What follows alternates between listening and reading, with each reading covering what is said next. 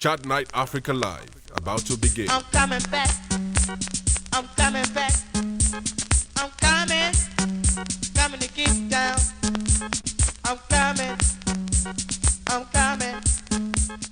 Chat Night Africa Live, Afrocentric solutions to Africa's challenges. We're gonna dance.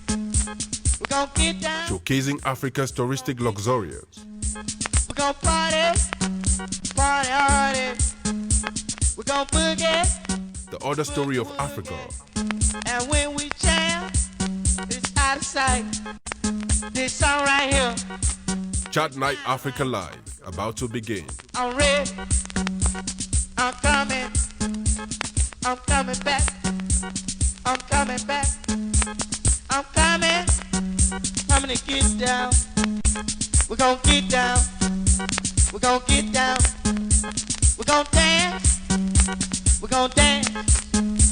We're gonna dance. Chat Night I'm Africa coming. Live, about to begin. Coming to get down. We're gonna dance. We're gonna dance. I'm ready. I'm coming. I'm dancing. I'm dancing. We're gonna dance. We're gonna dance. And now, Chat Night Africa Live with Divine Chamukong.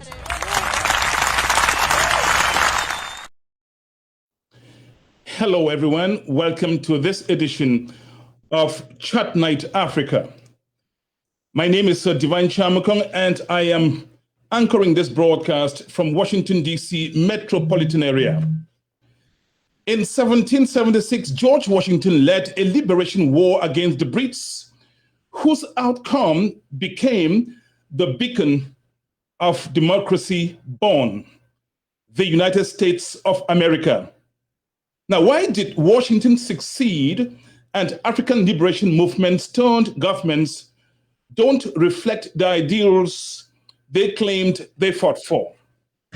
There are arguments for and against armed insurgency as the proper path to resolving intrastate political conflicts. What are your views? I have great speakers on the show today. Ladies and gentlemen, join me in welcoming Dr. Gabila Fortung. Dr. Gabila Fortung is a political economist teaching in one of the universities in South Africa. Dr. Gabila Fortung, on the platform now. Good evening, Buddy Vine, and good evening to your audience and viewers. We'll have a great discussion at Chat Night Africa, Voices of Africa, Chat Night Africa this week. Ladies and gentlemen, he is described as one of the most controversial Africans you could always think of meeting, or you could ever think of meeting. Join me now in welcoming Ed Okwa. Ed Okwa is connecting from the beautiful city of Dallas in Texas, United States. This is Ed Okwa now on the platform. Thank you, Ed, for joining Chat Night Africa for yet another jaunty broadcast. We have another scholar in one of the universities in the United States. This is Dr. Gomia Victor. Hello, Dr. Gomia Victor. Welcome to Chat Night Africa. Hello, Nidi. Can you hear me? Yes, we can hear you. We're glad to have you on the show today. Thanks a lot. Thank you, and I appreciate being here. Thank you. And I'd like to inform everybody that this broadcast is being aired on our website, www.chatnightafrica.net. Thanks to our in-house super tech guy, Ze Fool Roger, producing this broadcast from Lagos in Nigeria. Ladies and gentlemen, our microphones will soon be open so that you can ask our guest your questions. You can challenge them. You can disagree with them. We are not here to do a one-party political type organization where people just write in motions of support. We come here for vigorous debate, not political correctness.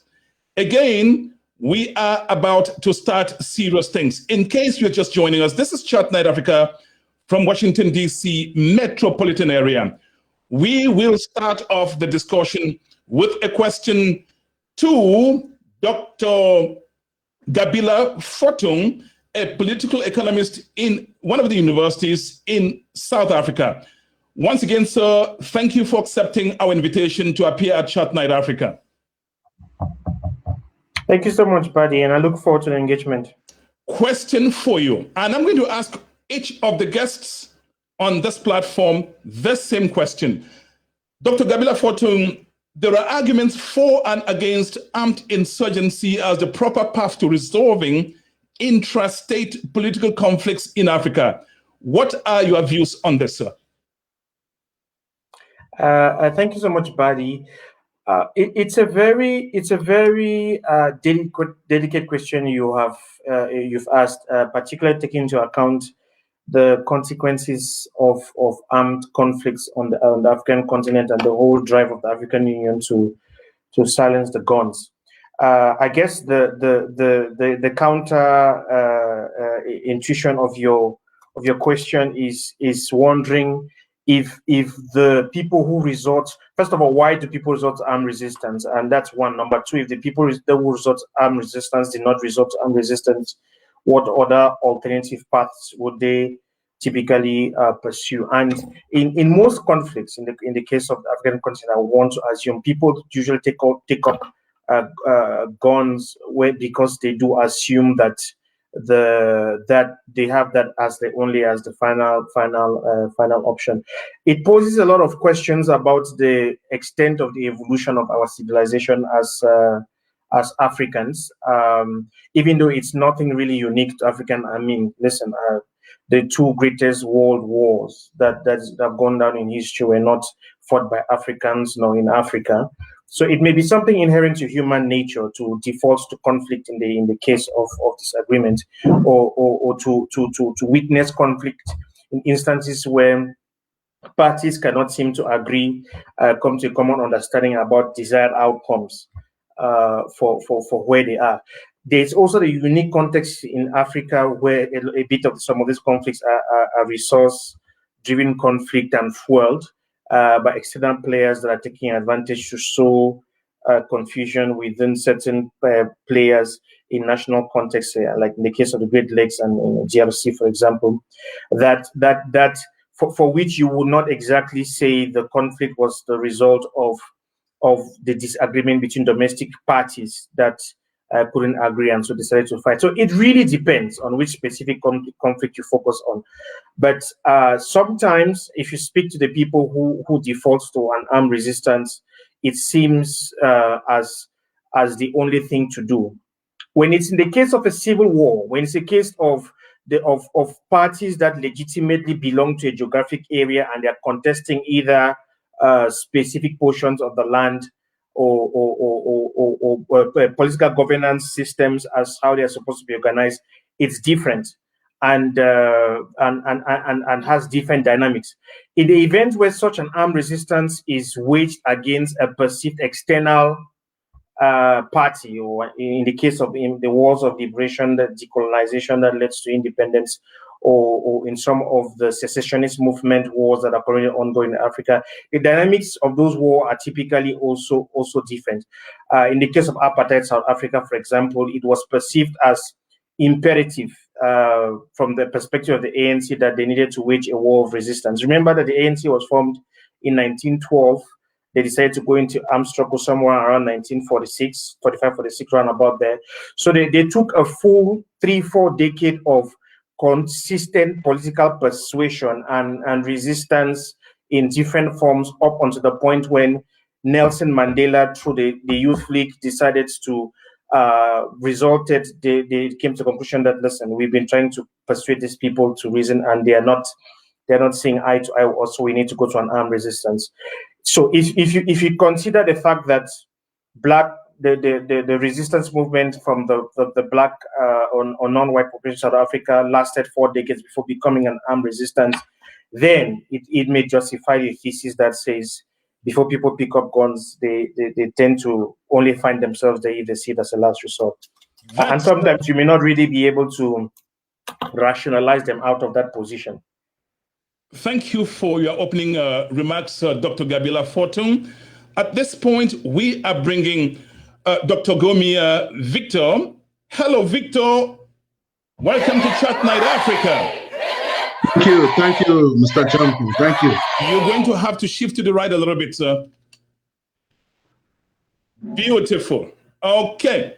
Now I'm going to ask you the same question I asked Professor Dr. Gabriela Fortune. There are arguments for and against armed insurgency as the proper path to resolving local, if you like call them, intrastate political conflicts. What are your views on this, sir? Thank you again very much for inviting me to the platform, Divine. I want to begin by saying that, of course, my name is Victor Gomia. I'm not an expert on African politics or African economics or anything African apart from literature. I'm a literary scholar, so I do not have any real expert knowledge on this, but I have opinions and perspectives to share in this conversation. I want to argue that armed conflict do not usually come, especially in Africa, do not usually come just for coming's sake. There are usually factors on the ground that nurse conflict that result to armed conflict. And usually people resort to armed conflict when they have no choice, when they have been pushed to the walls. And I do believe that the right to self-defense is sacrosanct. You cannot sit in your home without the ability to defend yourself.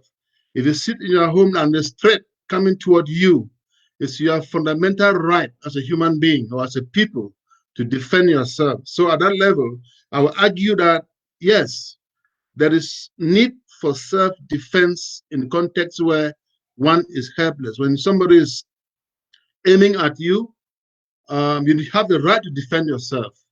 The question as to whether armed conflict result in the avowed wishes of those who engage in it is quite a tough question to answer, because as we know, African history and politics is a very unique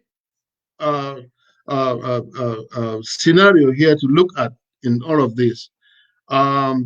Usually, even those who begin the armed conflict that result in government, they may have good intentions, but sometimes when they are out of the cocoon of power dynamics in Africa, they can hardly really understand the real issues at stake. You stand from a distance, you watch, you can dream, you can have perspectives, you can have some ideas, but when you get to power, you get to realize, for example, that in an increasingly interconnected world, some of those ideas can never just come to the limelight without some connections internationally.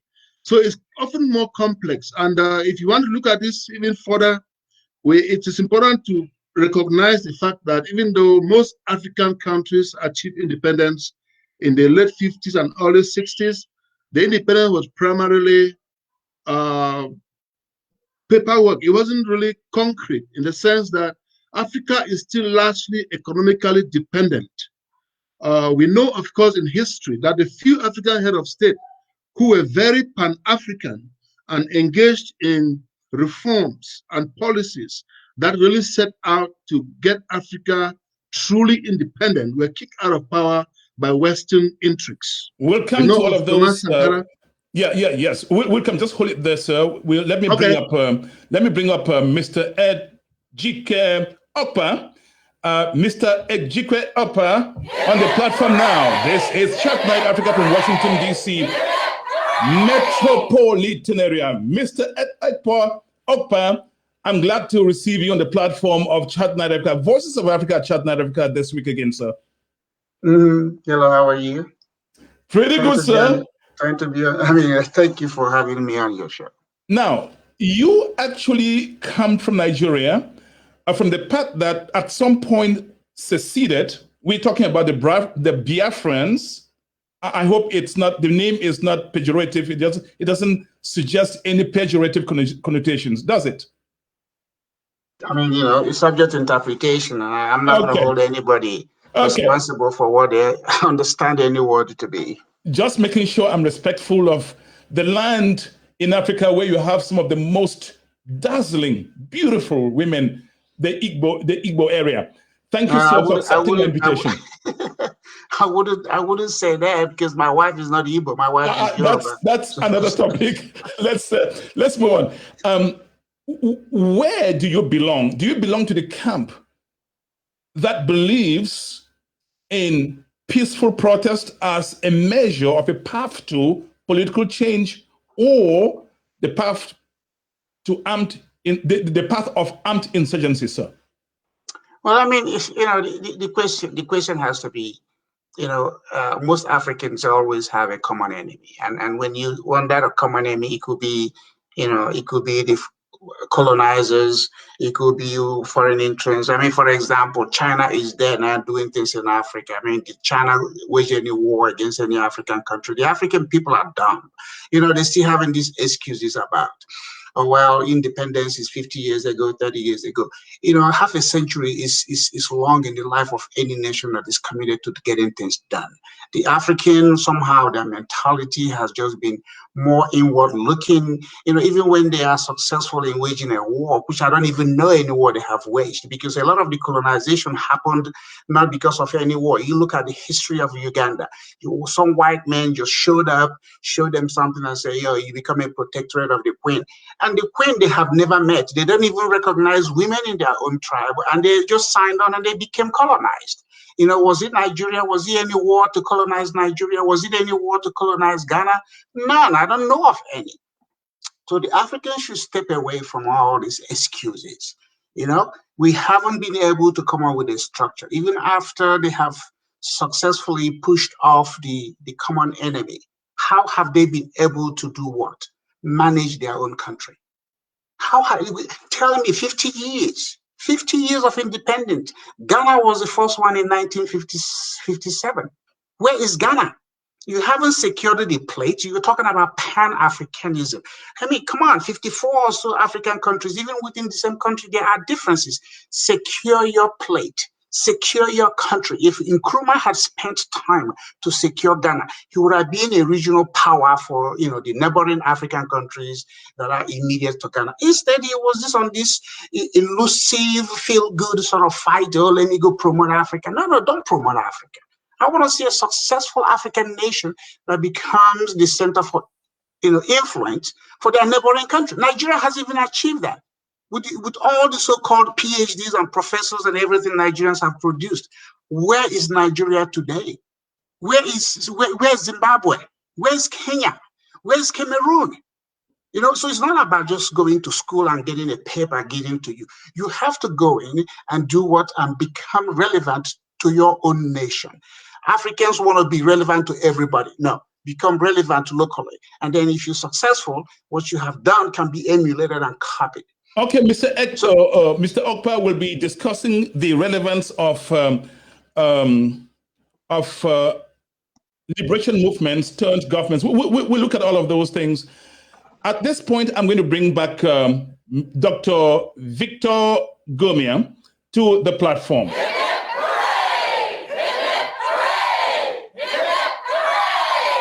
Now, before my next question to you, sir, I have a series of questions which, if anybody gets the answers, all three answers right, you have some money. If, regardless of where you are overseas, we'll send the money by Western Union. If you are in the United States or Europe, you have one oil change for your car.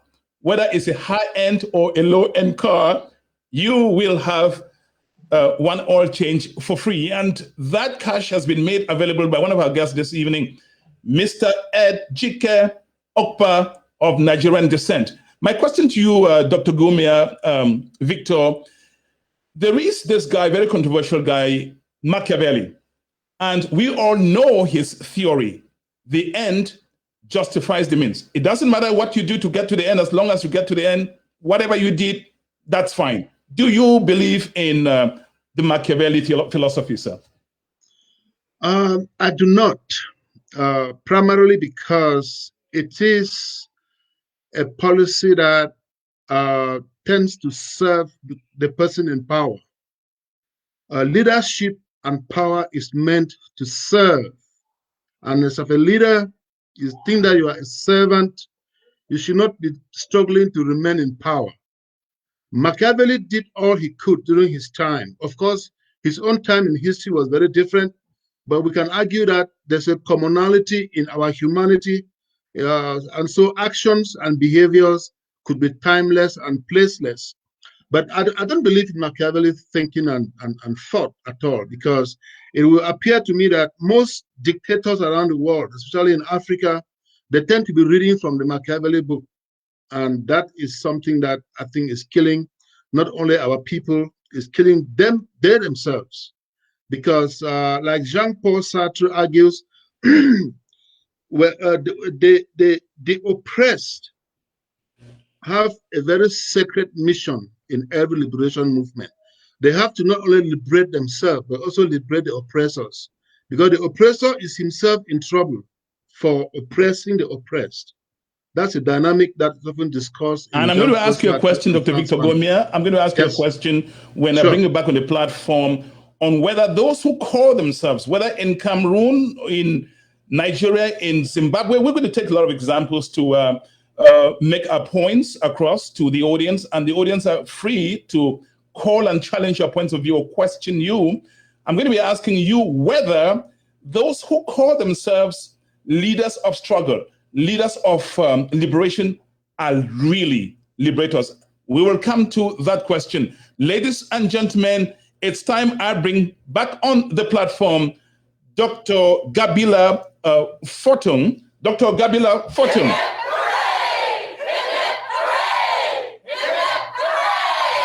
Dr. Gabila Fortung, thank you again for coming on Chat Night Africa. This is the first time you're participating on Voices of Africa, Chat Night Africa. My name is Divine Chamokong. The number which everybody will have to call, you can do a WhatsApp call if you're overseas, is 240-603-7367. 240-603-7367. Dr. Gabila Fortung, here is part of an essay which you recently wrote. To Africa, South Africa is a textbook example of the fact that liberation and access to abundance of resources do not automatically translate to improved well-being and standard of living for the average population. There is a lot of lessons to be learned by other liberation struggles, and one of which is the fact that to fight, and I want everybody, all the panelists to take note, one of the lessons to be learned by liberation movements or struggles is that to fight for liberation is one thing. To actually liberate and improve the lives of the people you are fighting for takes a whole different caliber of leadership and leaders. And Africa as a whole is still to see a successful example of liberation leaders who have uplifted their economies onto paths of sustainable prosperity post-liberation. What made you write this? Baji, thank you so much for that question. Very direct answer. Around the period when I put that post on Facebook, university students in South Africa were going on strike for tuition against exclusion because they had huge financial burdens and they could not then be allowed to register and so go on to university. Now, South Africa in Africa is one of those countries that has, of course, high standard, high educational system, but their funding model is such that it's almost like a public-private partnership that has lots of resources sitting with universities, and then the state gives subventions to universities. So university tuition becomes extremely expensive for the average poor Black South African, which from a liberation experience and an anti-apartheid fight essentially boils down to 25 years after apartheid, the people whom the Freedom Charter had promised education not gaining access to education because they don't have the means and they don't have the resources. And So the government, the ANC government, has been advocating for free education for a very long time. But every time that the conversation comes up, it fizzles out. There's always an counter argument that says we don't have the money, we can't afford the money. Here's the crux of the thinking, which I think it's a typically African problem that is shared across the board. Now, when liberation fighters fight liberation and they become government, at the time of the liberation of the Personal Revolution, they are animated by all these different ideological ideals around socialism, around the welfare of the people, around a government that is responsible for taking care of its citizens, and how this enemy that is standing in between them and freedom is the one thing that needs to step aside for everything to be beautiful. And then all of a sudden, in most cases, especially in the decolonization of the African continent and in post independence movement across the African continent, we typically see the emergence of an African elite that becomes pretty much westernized, that become pretty much take on the role and the disposition of the colonizer. And for me, the description of that is very simple. If you're a minister of education and you're driving in a 7 Series BMW that costs millions of dollars, and you're heading an education ministry that oversees universities where students cannot go to university and cannot be graduated degree to become active members of the society as participants in the labor force, and you are supposed to be a product of the liberation movement, then there's something seriously wrong with your liberation movement, with the whole liberation fight that you undertook. Because one would expect or think that if we fought to have half a loaf of bread and eventually got that half a loaf of bread, the people who are handed the responsibility of managing that loaf of bread would then, out of sympathy and concern for the general masses of the people, distribute that loaf of bread in such a way that even if everybody does not get enough, it is sufficiently spread across the board to make sure that the whole raison d'etre of the fight in the first place is validated by how well the resultant governance systems and structures and institutions and so-called elites take care of the masses. The liberation needs to get to a point where the people who have been liberated turn around and say that indeed this fight was worth it, because with you at the helm of things, we can see how much our life have changed because you're managing resources. Unfortunately, on the African continent, that's not the case, because most liberation movements give rights to elites, comprado bourgeoisie, people who all of a sudden have access to enormous state resources. And then it's like the typical conversation in your American context. There are people who have brought themselves out of the hood, and they look back at the people who are still in the hood and raise their noses, forgetting that in the context of African liberation, you have actually fought to gain access to the right to govern and to manage resources. And you then have a responsibility to take care of the most vulnerable and the majority of your people. Unfortunately, in the most African countries, as is the case of South Africa, notwithstanding enormous efforts that governments put in, we still find a situation of mass poverty, one of the highest levels of inequalities as in the world, one of the highest levels of unemployment in the world, 25 years and more after the end of apartheid, after the release of Mandela, after democracy. So it's 25 months, it's not 5 months. They have had 2 decades and a half to manage the resources and let us see improvement in the lives of the people. And it's just not happening. And the trigger, the worst part of it is that something as strategic as investing in the education of their own people, of our people, that are supposed to become productive elements of the economy, does not seem to be prioritized. But they have money for almost every other thing. And it's sad. It's really sad, and I think shameful. Because, as I stop on that, because unlike the experience of other African countries that may actually have serious resource constraints, South Africa is not sitting with a question of financial resource constraint. They have the money, they have resources, they have deep pockets. It's the gold capital, it's the platinum capital.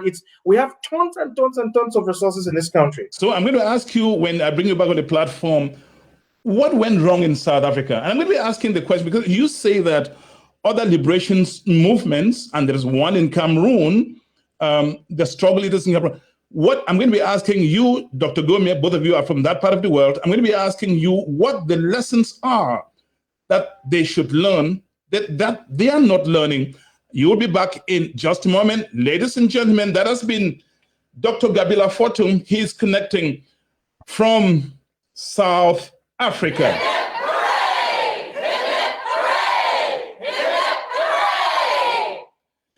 You are watching Chat Night Africa live from Washington, D.C. metropolitan area. Before I bring back onto the platform Mr. Ejike connecting from Dallas in Texas, here is one more time Dr. Victor Gomia.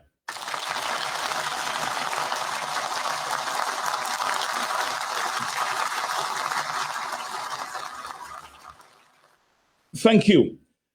Dr. Gomia, there are examples awash in Africa of liberation movements turned governments that have simply been disappointing. In other words, the fruits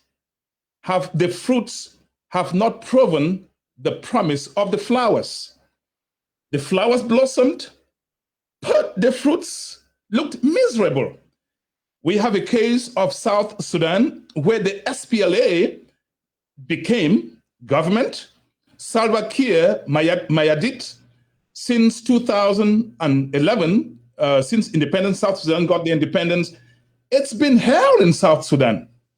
You have the case of Zimbabwe, where Robert Mugabe fought a guerrilla war, became president, stayed there, and there's what became infamously known as the Gukuran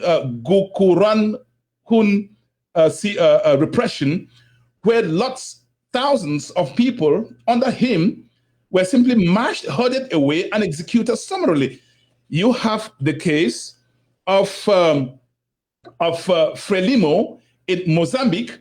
The Frelimo formed in 1962 with Samora Machel and another person, became tyrants, and today there is another insurgent movement trying to chase the people. Samora Machel came as said, I could go on and on and on and on.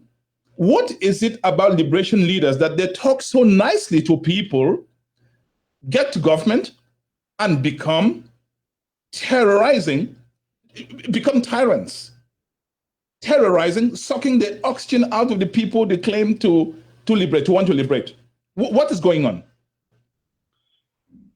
Thanks again, Divine. I want to just elaborate on what I said earlier when I spoke to the first question you asked. This is not only unique to Africa. Those who aspire to power, those who aspire to become presidents, often they sit outside and they dream big because they hardly really understand the dynamics of the internal affairs of the power that they are trying to move to. So there's a tendency, even in the United States politics, if you watch closely, often during campaigns, candidates say all kinds of things. But when you walk into the White House and you sit behind that table in the White House, the dynamics are very different. That's one major factor. To look at Africa in particular, it's more complex because, like I said earlier, it will not be fair for us to sit here and argue that Africa is truly independent. We are not independent. We are not. We are not. I think Nkrumah, who said, give Africa economic independence and all else will follow suit. We are not economically independent, and therefore it will be difficult for us to actually engage and achieve the kind of dreams that we dream when we are aspiring for power. So when liberation movement, they are struggling to get power, it's a good thing, and really much for it, especially in contexts where there's oppression and abject poverty and all kinds of crises in the community, in the society or in the country. I'm for people trying to change their social dynamics. But when they get into power, it's often a very different picture that they find. And for us in Africa in particular, it is much more complex because, like I was trying to point out in history, we know people who genuinely engaged and they wanted to genuinely change Africa. And the most recent is the president of Uganda. or not Uganda, but Tanzania. Look at what this president did just for 5 years, first term in office. But there are all kinds of conspiracy theories out there. But he's a good example to prove that when we focus on Africa, we can actually get things done within Africa and not rely on Western powers or rely on Here's my question to you, Dr. Gomia. Why should why should Africans trust liberation movements, claim to liberate? I mean, if you look at the litany of examples I've cited, why should the population trust liberation movements? I will argue that the struggle for justice, the struggle for freedom is a struggle that is sacred. That struggle is not just limited to the continuum of time and space. All right, the struggle for freedom and liberty, the struggle for economic prosperity often is not about those actually doing it. So I believe that people engage in such struggles because they are engaging in something bigger than just themselves. So those who still support liberation movement, despite all the examples that were failed cases, I believe that those who are generally interested, who support those movements, they are looking at the bigger continuum of time and space. It's not only about those of us living today. All right. There are many examples in history of those who engage in good struggles who were not thinking about themselves or their generation. They're looking at common good, not only in their own lifetime, but in the bigger continuum of time and space. So it's possible that when people have sinned, people have been subjugated, people have been oppressed, people have been exploited for too long, at some point they'll say, you know what, even if not for me, for future generations, I'm prepared to sacrifice and support movement that can change and eventually make society much better and much worth living in. This is Chat Night Africa, and you just heard Dr. Gomia. Victor, at this point, I'm going to bring back on the platform Mr. Ejike Okpa. Here is Mr. Ejike Okpa. You've heard the other speakers. What are the people? Why is it that liberation movements tend to fail? I started the broadcast by introducing the scenario where George Washington successfully kicked out the British from the United States. That led to the birth of arguably world's beacon of democracy. It just cannot be because he was white and Africans are black. Mr. Ejike. I wish there's something I would say here to change perception and understanding of what the subject matter is. But when you go around the world and it's hard for you to find an African or black-led dominated nation that has gotten it together. You go to Haiti. Haiti is the first predominantly black nation that got independence 14 years after America got theirs. Go to Haiti and you just feel like you're in some Yaoundé neighborhood, or Nigeria, it's all run down, or you're in Soweto. Then you go to Nigeria, they even go to Sierra Leone, whereby some blacks who are relocated into Africa, given money by US government to support them to set them up with Sierra Leone and Liberia. And you go over there and see, and you feel sorry. So all this, you could take the Constitution of America and give it to any African country and say, hey, here's 10 years, you're okay. Just follow this Constitution, and they will not do anything. Africans are very tribal. Africans have problem to mentally migrate. They are caught up in their tribal ways. And so you cannot be a modern, you cannot have a modern country or a statehood if you're thinking tribal. So it doesn't matter the liberation. The liberations are usually, we have this common enemy. It's either we're fighting the foreigner or we're fighting another major tribal people within the same geography. And then once we get it, we recognize, oh my God, within the same tribe, there's these intertribal issues. So, everything everybody's saying is fine. I don't think independence, tonight, I don't think when independence was granted to Black African nations, these colonizers are saying, okay, you're going to come back to us. The Africans choose to go back. Look at civil rights in America. You know, blood does not lie. I wrote a paper a few years when I came to US, and I observed the African Americans and the Africans. It's the same way. We are constantly blaming somebody for something that is within us to do. Go to any black neighborhood in America. You know, the gentleman who is saying about American government is different. The president does not run this country. My water still runs, my roads are still built, my light is on, my school is localized. So the American president has no power. African presidents have more power within their country than American presidents. But you know what? Our system of government gives us the power. Our system of government, they say every politics is local. In Africa, Africans take national and continental. I have nothing in common with the guy in South Africa.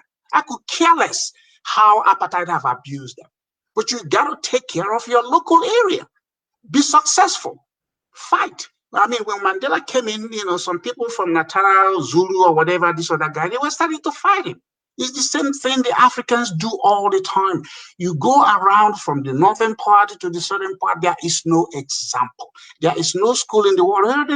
There's no university or college in the world a black man or an African has not attended. So how come after we give him that education or something, we go back, we can figure things out? Look at during colonial time. Things were working. Things were working. And then once Africans are given the opportunity to run their own affairs, what has happened? I was in Zimbabwe in 1996. You know, the Zim dollar was an equivalent of 1 to 10 Zim dollar to 1.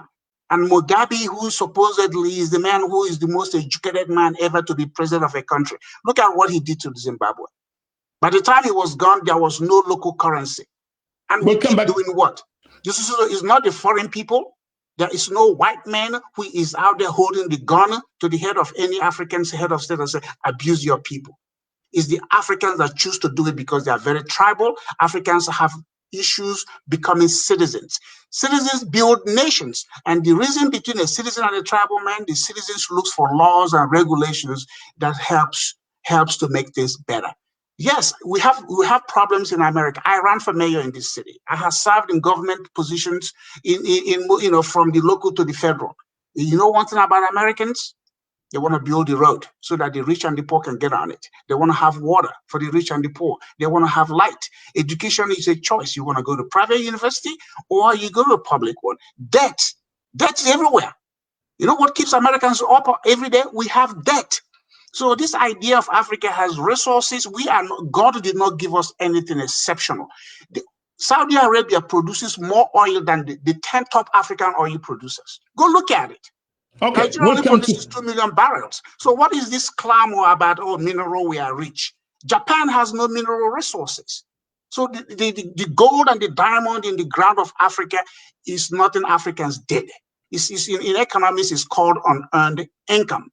Okay. If you want to do something for yourself, get into agriculture.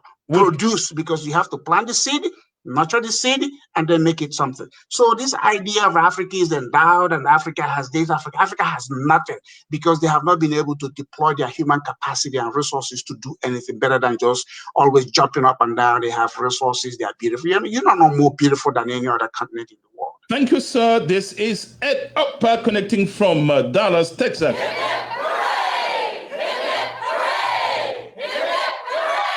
Let me bring back Dr. Gabila Fortung, live from South Africa. This is Chat Night Africa, Voices of Africa. Again, thank you, sir. It's beautiful having you live from South Africa. It's late now, but you decided to be on the show because there are important messages you have for our audience. Now, the phone line is open. Here is the phone, 240-603-7367, 240-603-7367. Dr. Gabila Fortung, when Jose Eduardo dos Santos became leader of the MPLA movement for the liberation of Angola, and then later on president of the country, he was there from 1979 to September 2017, again fighting with Jonas Savimbi, and we could go on and on. What is wrong with, why should Africans continue to trust liberation movements? You just took the example of South Africa. We could talk about Cameroon, where there's an armed insurgency. Let me ask you a question about Cameroon before we go to South Africa. there is an armed insurgency in Cameroon opposing the government in Yaoundé. Why should people in the Anglophone regions of Cameroon trust the leaders who are leading that struggle when they turn around in Africa and see the mess in other countries? Wow, I didn't see that coming. But I think that in the context of what is going on in Cameroon, it's important that we put things into perspective. First of all, the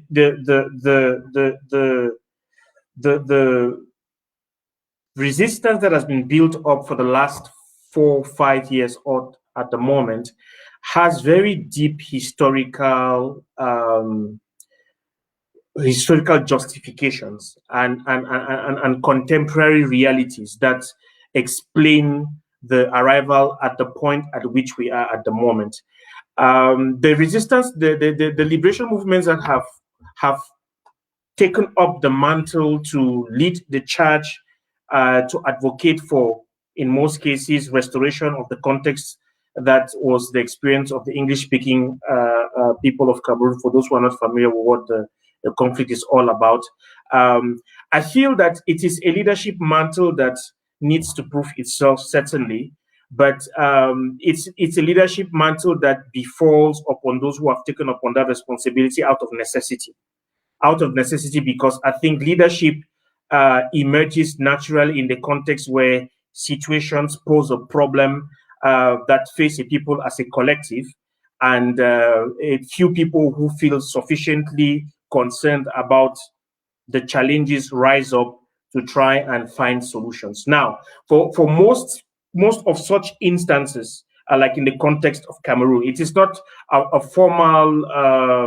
Nobody rings the bell to say start fighting, or nobody rings the bell to say resist.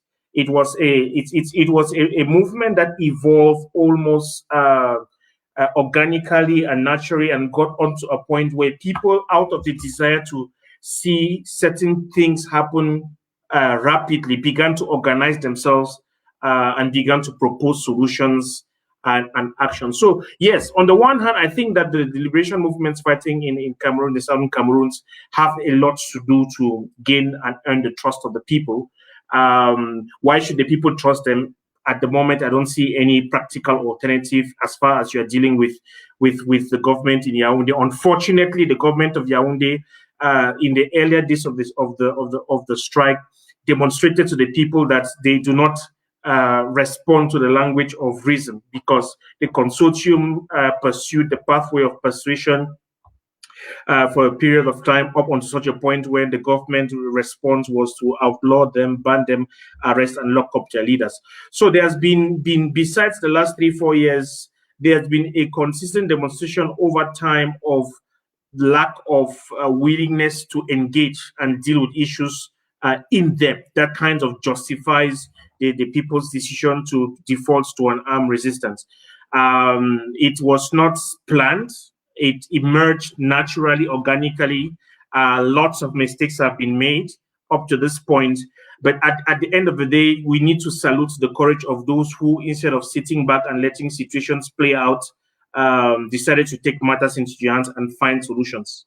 So that is the perspective I hold of it. I was listening to a U.S. politician, a member of the Republican Party, kind of responding to Joe Biden's moves, and I'm going to take the line and to see if that ties, how that falls within what you're saying.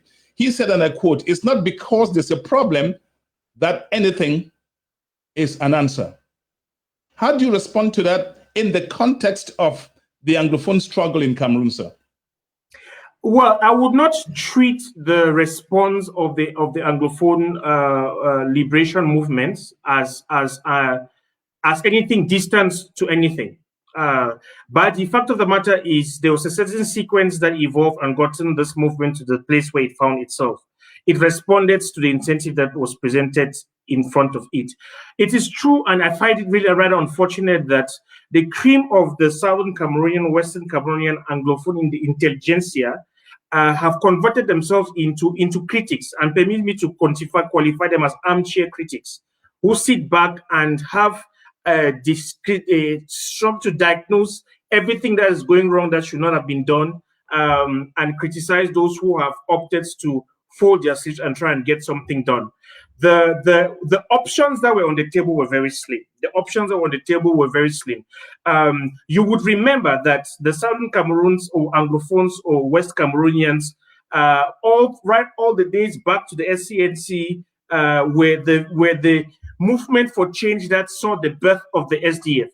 The SDF is a testimony of 30-odd years of trying to engage with the regime in Yaoundé to bring about meaningful change across the board, but it was driven and sourced almost comments from people who came out of this Anglophone movement for change. Okay, hold it there, sir. There is somebody on the line. Just hold your thought there. Hello, this is Chat Night Africa, and the lines are open. We have somebody on the line. Welcome to Chat Night Africa. So everybody's listening to you. Hello? Hello? Yes, please. Would you turn off the volume of your receiver there? That way everybody can, so it doesn't bounce back into the microphone. Yeah, you could stop the listening device there, sir. Okay, beautiful. Hello? Yes, sir. Everybody's listening to you. What's your question? Yeah, maybe it's not a question. It's just some comment. Yeah, thank you for bringing the discussion on, and I would like to say thank you to the speakers. They are doing fine, but I'm thinking that most of the problem we have in Africa and the way we are actually addressing the question is missing the point. When you start comparing America, George Washington with Africa, you're missing the point. George Washington was an Englishman. It was just an English country breaking from an English one. The complexity in Africa, which is a bunch of states that have been put together, not by you, that when you're talking, like most of the things you're discussing here, you're locals. Most of them don't even understand what you're talking about because you're talking with a foreign language. But George Washington was talking, whenever he was fighting, even the grandma in England was understanding what he was talking about. So most of the kids of Africa, when the intellectuals of Africa are addressing Africa and they are trying to cite a lot of things and missing the main points, we're answering the wrong question. And then we bring comparisons that are not comparable. If you look at South Africa, when Mandela came on, if you were listening to most of the Black Americans, which they compared to before, somebody had presented, some Mohammed guy had presented something in the US, that was questioning in South Africa, you're taking political power. What about economic power? I'm going to make some comment if I may, because again, this is Mr. Okpa will respond to you. Yes, Mr. Okpa is listening. Mr. Okpa, hold on. Yeah, just a few minutes, please. Let me respond. But what I'm saying is, if you look at South Africa had some so-called political independence, actual economic. They didn't have it. Until today, they still have the land issue. So the people in government are just trying to see what happens. They don't actually have control because the people who hold the real power of South Africa are the people who are holding the money, and it's not the government. The case of Zimbabwe, they talk about Zimbabwe. If you look at what was happening to Mugabe before it got worse, when he was having problems with land issues and things like that, you give somebody some kind of political power, you're not giving them real power, and they will start fighting. And then the first thing is that this state we are actually in is not created by us. If the Cameroon case, for instance, most of the people talk about it. I would like maybe Dr. Gamla to talk about it later, maybe Dr. Gamia. If you look at the case in Cameroon, it did not just start in 2016. When they started the manipulation right back in 1972, they knew that it was going to burn someday. When Godidinka came up in 1984 and reminded we that your children, they knew it was going to burn someday. So there have been a lot of ways to address this issue systematically, using a lot of logic, using the courts. So when it erupts, the way it erupts now, and you're asking the question of liberation leaders, there is no leader. The case in Sudan is good because when they start fighting in-house, they will find a resolution by themselves. Wherever they were going down the hill that was worse than what they're going to come up with now. When they find, they will fix their house. The Southern Cameroon case, the Southern Cameroon just wonder when they're going to want to kill them. How can Cameroon operate when they don't even have a central bank that they operate? And you try to compare them with Korea and compare them with the US. Okay. So the question I'm asking is, how are you comparing this state? Do you look at the fictitious state that you have in Africa that you're talking, your grandma cannot even understand, the English language you're talking, if by the mom cannot understand what you're talking about, you're addressing the issue? Okay, sir. Okay, your points noted. I will have the panelists respond to you. Thank you for calling. Look, divine. You know, Yes, I mean, Mr. Okpa, the caller raised an important issue. By the way, you don't have to disclose your identity when you call. You can text me your questions, 240-603-7367.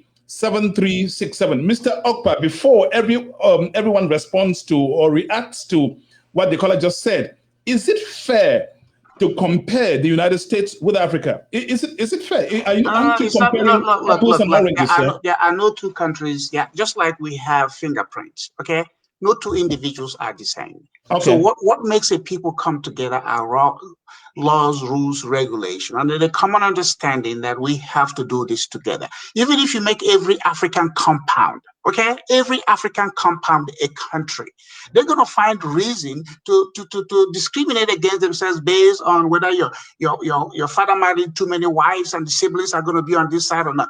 The African mentality, Africans have issue migrating mentally, okay? Yeah, they have issue migrating to become citizens. They are more tribal. It's a tribal issue. You look at Cameroon. Cameroon has only had 2 people as president since independence, whether you call it independence or dependent. 2 people. And the Cameroonians, Cameroon is like the Canada of Africa. Okay, we have the French and the English-speaking Canadians. Okay, have they been fighting each other? You have to find something that works for you. We don't have those dialogue. We are not interested in that. So I am not giving you an example of America, but you know what? You have to sometimes compare to contrast. If you start to just look inward, you got to find something, what works for you. The African leadership, the African people don't have conversation. They don't have structure. Before the white man came, the structure that the African has, probably was not developed. Or even if it was developed, they were not confident enough to say, hey, you coming from somewhere, this is what we have already. So, and then since Africans started becoming independent, how many African nations, you look at the size of Togo and Benin, okay? They're 2 tiny countries. The western part of Nigeria has some relationship with the eastern part of Benin Republic, okay? How many African countries have come to collapse their boundaries and said it was the Western Europeans or the colonizers that came in there and gave us this force? They have not.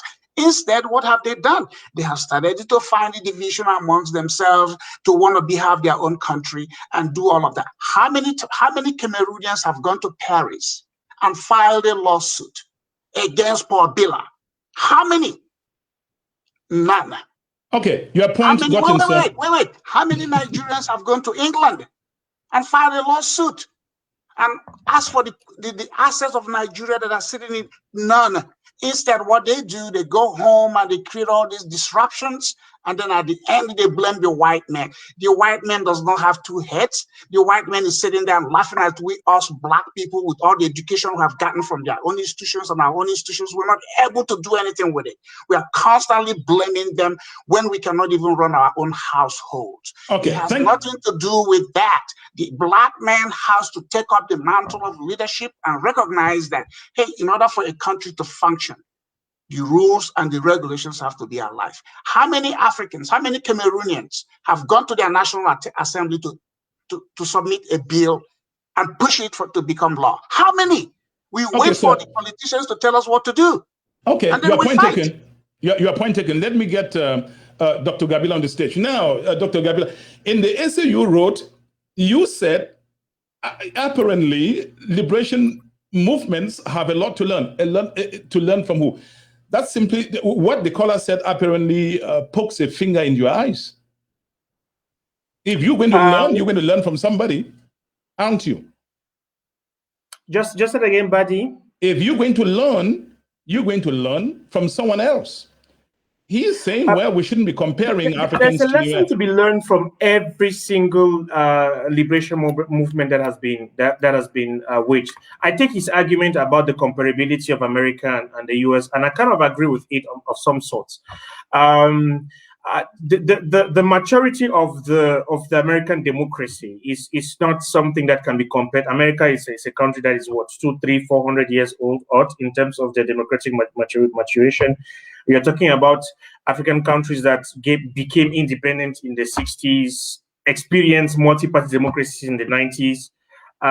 So that is not to give an excuse to say that we have not had an opportunity to have democracy, but fact of the matter is a 300-year-old democracy and a 30-year-old democracy have not had similar opportunities of maturation. Dr. Gabila, let me come in there. Ed, hold on. Ed, I'll bring you on the platform. Dr. Gabila, if that's the same argument that those called dictators in Africa are saying. They say, well, you don't have to worry, talk about the United States and Europe because they've been doing this for 400 years. We're just 50. So what is the difference between what you are thinking and the thinking of those dictators in Africa? They use the same argument. Let me even make your question much more interesting. And I wish at some point I had an opportunity to respond directly to some of the things that Senior Comrade Okpa was saying. I feel that there's some truth in a lot of the arguments that he's making, but I'm afraid he has been out of Africa for too long, for too many decades to kind of fully appreciate the realities of African politics. To the extent that he's expecting people to draft bills and take to National Assembly and push them to get certain outcomes. I'm trying to make the argument that without wanting to, and of course, I think that there's a certain amount of responsibility that Africans must take as far as the current outcomes of their reality is concerned. But I think that we should not take for granted that the process of institution formation that emerges organically out of a society's organization, it's not automatic. And for us to compare, and I not give this as an excuse, for us to look at the evolution of African societies over the last 100 years, one would have to acknowledge that there has been a disruption in the process of their own institutional formation. I'll give you a classical example, and this is where we make the distinction between formal and informal institutions and what institutions of governance ought to be strengthened and carried forward. In the Bali culture or in the Grafi culture, we have our fondoms. We have fondoms that have a certain control over traditional affairs, over customary affairs, which are scrupulously respected by the citizens of those fondoms without mechanisms of enforcement. Without a court of law, without a police, without an army, you probably have a traditional army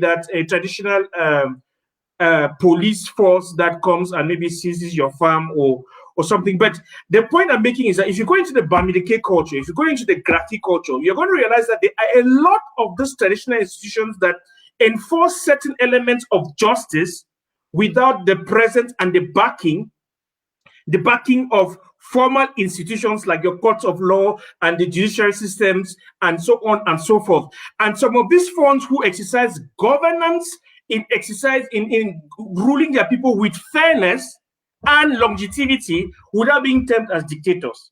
Now, just hold your thought there. Somebody wants to ask you a question. This is Chat Night Africa, Voices of Africa. We have someone on the line. Hello. Hi, Divine Chamukong. Let me know if you hear me. Yes, we hear you, sir. 515. Yeah, brother Divine. This is Mandangi Mavanga. Yes, sir. I just wanted to say a few things. I'm not asking a question, but I have some observations.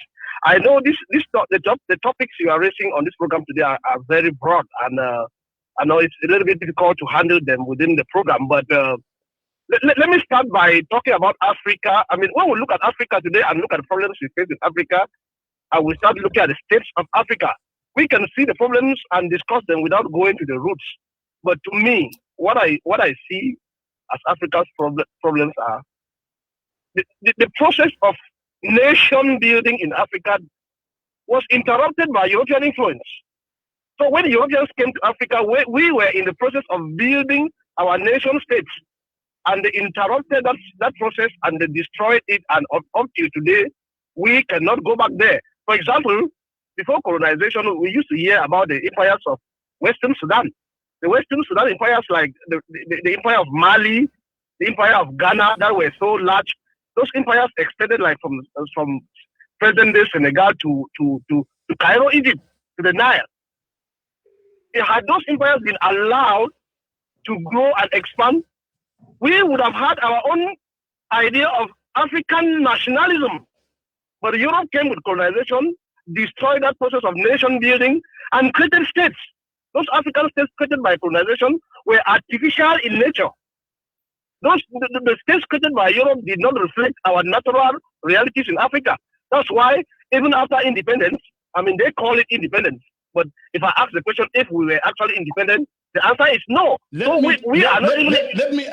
me take a question from Ed Okpa. He said we are resigned to this blame game. For how long are Africans going to keep blaming colonization? Why is he wrong and why are you right, sir?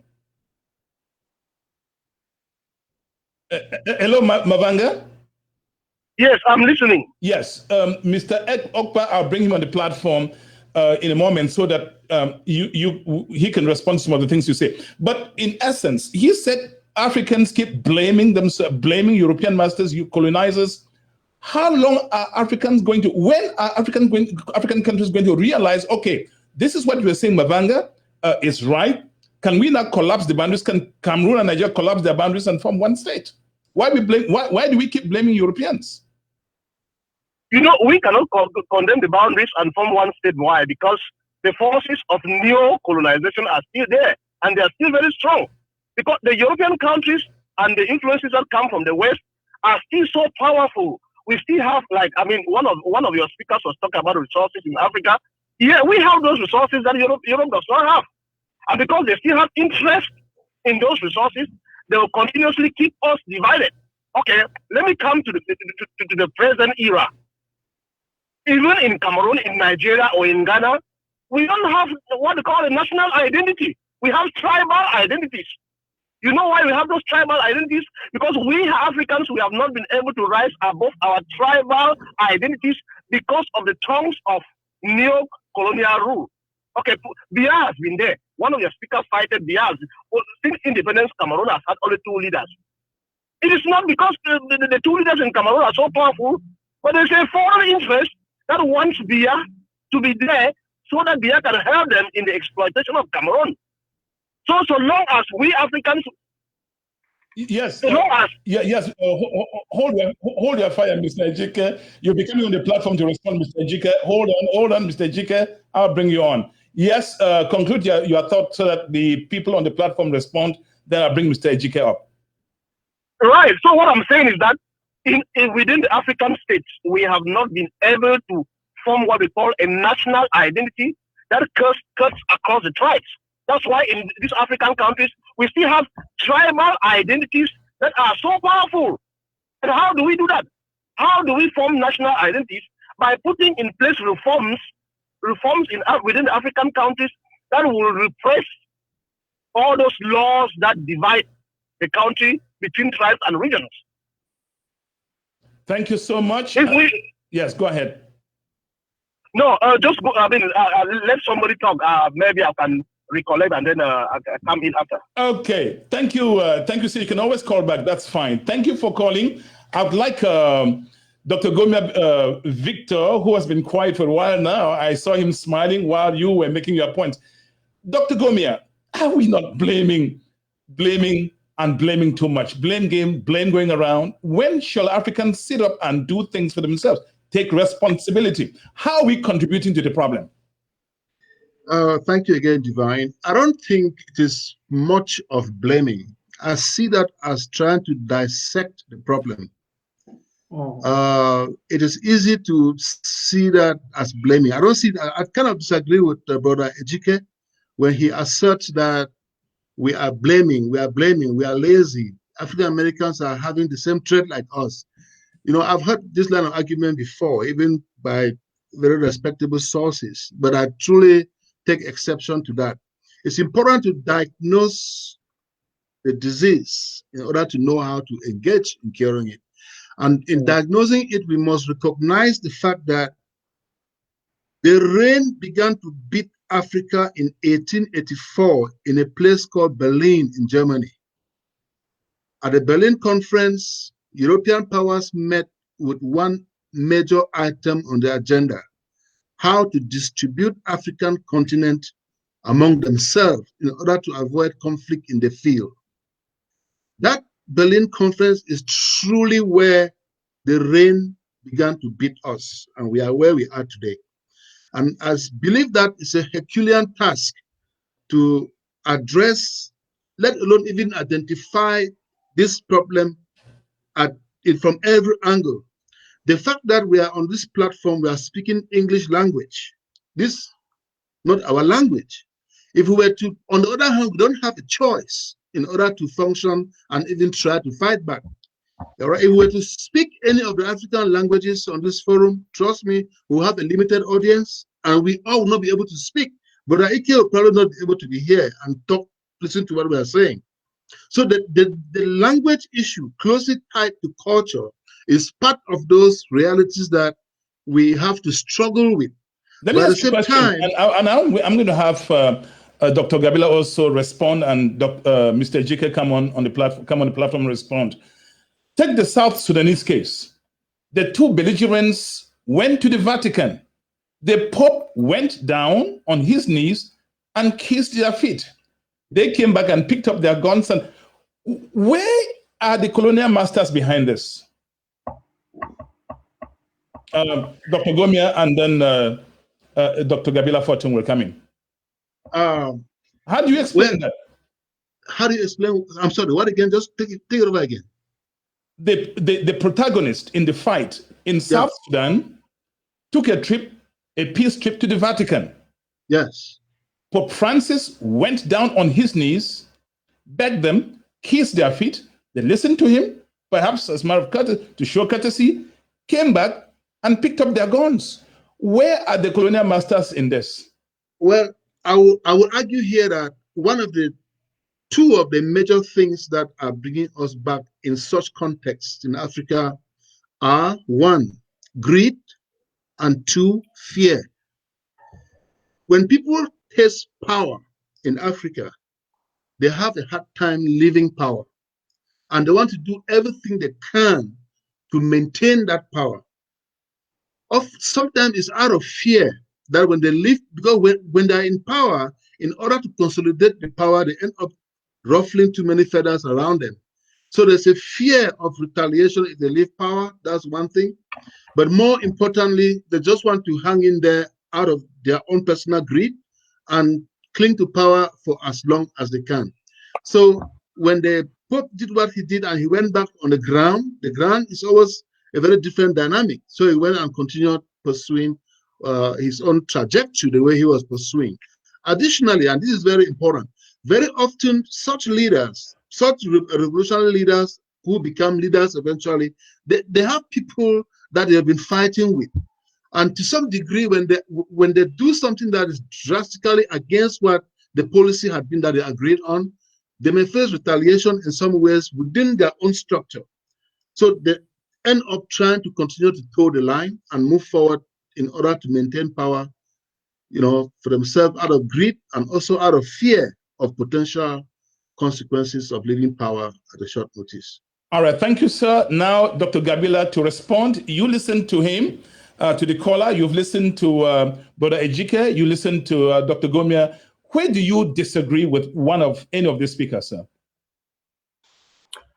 Buddy, maybe let me not disagree directly. I would make the argument on South Sudan that to take up weapons and confront a common external enemy, like was the case in the fight against apartheid, it's easy to find consensus amongst yourself. To reconstruct a post-conflict society and build it up to become a peaceful, well-structured, well-organized, free society requires a different set of leadership skills.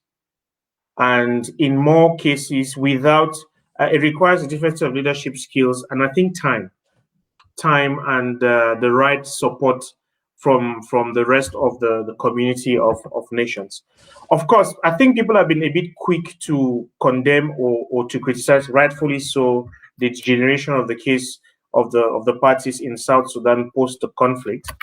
But I think that on the one hand, it is just the reality of post-conflict reconstruction, how you move from the gun back to the pen. If you have been used to the gun, if you've been used to solving problems with the gun, how do you give up the gun for a pen? And how many generations do you need to get down to a place where you convince the people that no, there was once a time when we needed to use the gun and now we need to use the pen. And I feel that it requires time. These are some of the unfortunate consequences of the post-conflict reconstruction societies. And I don't think that it is justified. I don't think it would be accurate to use those post-conflict challenges to negate the purpose of the initial fight in the first place. I think that everything should be put into perspective.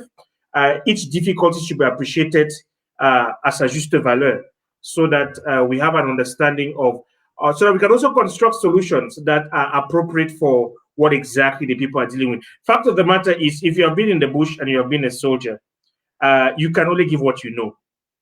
So there's a need for the rise of a whole new generation of nation builders who, in peacetime, having captured and secured the territory that they were fighting for, have now the responsibility of how do we build South Sudan to become a prosperous economy. That, in fact, and I'm happy that I'm answering this question in this manner, that, in fact, is the challenge that every liberation movement and every African country had to deal with, which is going to move us away from the blame game. Did we have to fight against colonization? Of course, absolutely. Did apartheid have to fight against, did the South Africans to fight against apartheid? Absolutely. Okay. The South Sudanese need to fight with the North Sudanese. So, Uncle Jim, my argument is we cannot use the failures of the post-liberation movements to fight against the need for liberations. Okay. Because I'm going to bring you back. I have a key question. In one phase, they have their raison d'etre, in most instances very justified. The challenge we are facing across the continent and in post-conflict situations is the realization that we require a different set of skills, sometimes skills that are not possessed by the liberators for nation building. And I think that's the conversation we should be focusing on. Okay, we'll be right back. This is Chat Night Africa from Washington, D.C. metropolitan area. My name is Divine Chamakong. We will be right back after this transition. Yeah, this one. Chat Night Africa. Welcome to Chat Night.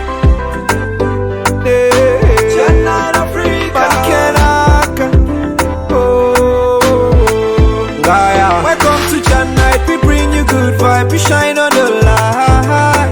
Welcome to Chat Night. We bring you good vibe. We shine on the light. We all over the world. Chat Night Africa. Chat Night Africa. We all over the world. Chat Night Africa. Welcome to Chat Night. We bring you good vibe. We shine on the light. Welcome to Chat Night. We bring you good vibe. We shine on the light.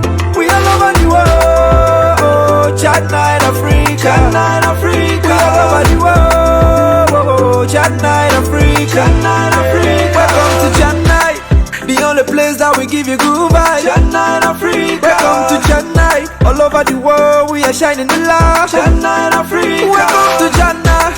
It's not only for Africans. Chat Night Africa. Welcome to Chat Night, promoting the culture of Africa. Chat Night Africa. This is the voice of Africa to the world. Africa's platform to be heard. Chat Night Africa. Let's gang up, change mindset, and empower Africans. Are you ready? Africa to the world.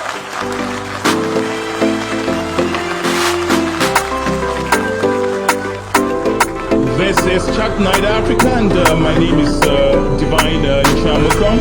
I am going to bring back Dr. Victor Gomia if he's available. If not, I will be bringing back Mr. Ejike Okpa. Mr. Ejike Okpa, you've heard everything that's been said. Tell me, what is it that makes you think that overnight African countries should be performing, liberation movements should be performing like the United States, like the Western world? The Western world, United States, they've been in this experiment for plus 200 years. Why do you expect African countries to perform 50 years, only 50 years after independence, sir? Look. Life is not about how long, it's how well, okay? We can sit here and find all excuses, and America has been long this time, and Europe has been long this time. That's typical the Black people's situation. You go to Black America, you go to Haiti, you go anywhere we are, we always find some comfort in excuses. Why this? I came to America when, back in 1990, there were only 12 computers. I was a regional appraisal manager for FDIC. 12 computers in the regional office that covers 8 states. But look at it where we are today. So a lot of these people talking about America, they are not involved. The gentleman who said that I have lived in Africa, my sister was the first lady in Nigeria. My father was a political figure. I go to Nigeria all the time. I may physically be out of Nigeria, but I can tell you what is going on in that country. So my absence physically does not mean mentally I am not connected. So, we talked about language. Language, geez, Somalia speaks one language, one religion. Where is Somalia today? Okay, we talked about 1884. Nigeria built their first power plant in 1896. America was in 1882. 14 years separates those two countries. Today we cannot produce power for 100 and something million people. The science and engineering has been the same thing, and you could go across all African countries and find the same thing. Greed is not the problem. In America, there's corruption. Okay, I have been a grand juror where public people have been investigated. So corruption is here, but the difference with the African and any other person, Africans are largely incompetent. I could care less how many degrees or bachelor or whatever they put after their name. They are very, very incompetent. They can't run anything. So because they're going to default and have this sense of deprivation, oh my God, I got to catch up, I got to do this, it's my tribe, I got to promote my tribe. Look at Mobutu. Mobutu went to his village and built what, if he was in the Western world, would have turned an economy. But once he was gone, what happened to it? So Africans have the poverty of mind. That is, I don't even know what it would take to change it. It's not about means. There have been countries that have less means than Africans that have found a way to live together. I was going to ask you that question, sir. What would it take? I mean, what would it take? I don't care about the African Pan-Africanism. Excuse my French, I don't give a fuck. What I want to talk about, wait a minute. I want to care about Nigeria. I want Nigeria to succeed, because if you have one country that succeeds, it could be a regional influence. I don't care about what is going on in Uganda. I don't care what is going on in Rwanda. Let us find pockets of African countries. Just like America is a successful nation in the North American continent, and see their influence. When America was fighting war, they were not concerned about Canada or Mexico. They fought themselves. So you have Africans who jump around. Look at the World War. When it ended in 1945, okay, what happened? It was Europeans who came to America and became white people that went back and gave them a Marshall Plan. Who is doing it for Africa? Africans come to America and they want to be Cameroonian American, Japan, this American. Are we coming back as, Black Americans, and we're going to take on the issue of finding one African country to make it survive? Look at Obama. Wait a minute. Obama became president. In our lifetime, nobody thought it. He was one African who could trace his father's village to Kenya. What did he do? He do? We keep talking about white people. White people have issues. I have lived in America. If every white man my age is better than me, I will blame God. Okay. Or if more educated, I'll blame God. So we should quit giving them the credit that they are the responsible. Hey, Divine, I take my home as my country. If no man can come into my home and take my wife from me, I don't care who they are. That's how I would take my attitude. No man in the world can cause trouble in my home. If I'm president of Nigeria, no foreigner can do that. Until Africans begin to have this sense of ownership and have a resolve. All this blame white people. Africa is not a new continent. The continent has existed before any other. The oldest human remains was found in Africa. So my attitude is this: I'm personal to Nigeria. I don't care what is going on around it. If Nigeria becomes successful, they can go to Cameroon and say, "Shut up," and Nigeria, "Shut up." Niger, but they have not. So they try to have this pen, secure the plate before you look for the pen. Africans have no clue what it is to build a nation. Okay, they have no clue. Yeah, your point taken. Time for me to bring up Dr. Gomia for a question.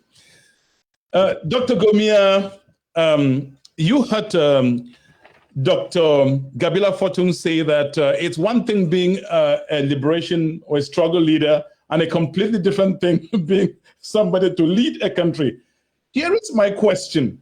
I'm going to ask you about Cameroon. We see those who are supposed to be leading a revolution or an insurgency in Cameroon fighting each other. That's not news. Fighting one camp, going to attack the other. This is the foundation they're laying for a new country, if they had it. This is a question that has been on very many lips, has made things to flow at multiple quarters. But it is also to be understood. There's an echo. Can you hear me? Yes, I can hear you. Okay, but it's also to be understood, given the unique... Do you have any listening device where you are? Yeah. If you do...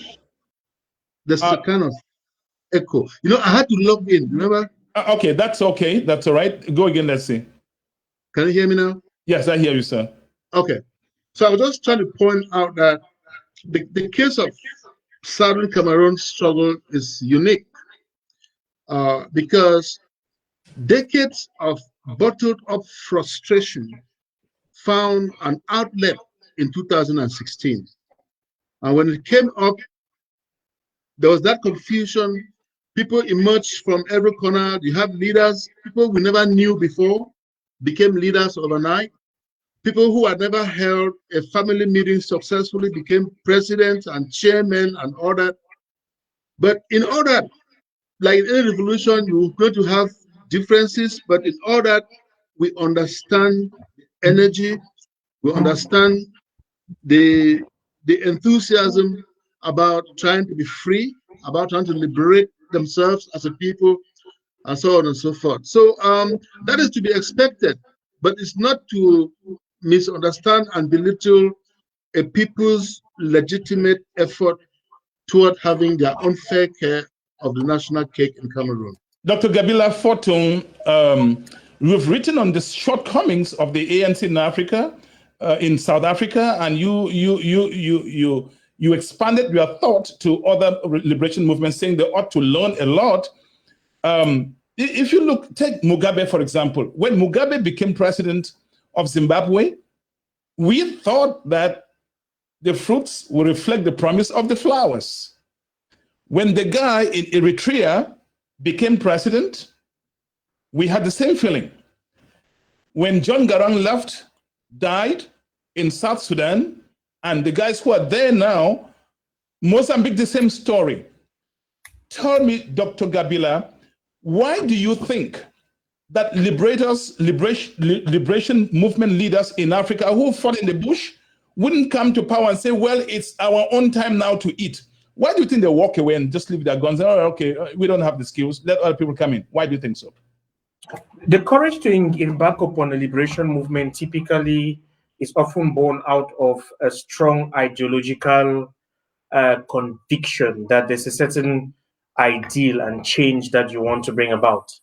I suspect that for most of those liberation leaders and for most liberation movements, I would say, even in the, I was going to say except South Africa, but I'm thinking even in the case of South Africa, I think that when the rubber hits the road, typically, Uncle D, typically what happens is that the process of negotiating the end of the liberation and transition into some form of democratic government and the political elite that emerges out of that process to eventually be at the forefront of of the post-liberation governance system, it's not possible to what's the word? It's not possible to pick and choose who emerges out of that process. So it is like when you are fighting a common enemy, you can be united against a common enemy. But that does not necessarily mean that among yourselves you share a similar sense of understanding of what needs to happen after we have defeated this enemy. So yes, there's some of them that are going to emerge out of that will become nationalist leaders that were going to pursue the well-being of their people. But typically, and in most instances, and it was the case of decolonization on the African continent, it was the case of the end of apartheid in South Africa, it was the case of the case of Zimbabwe.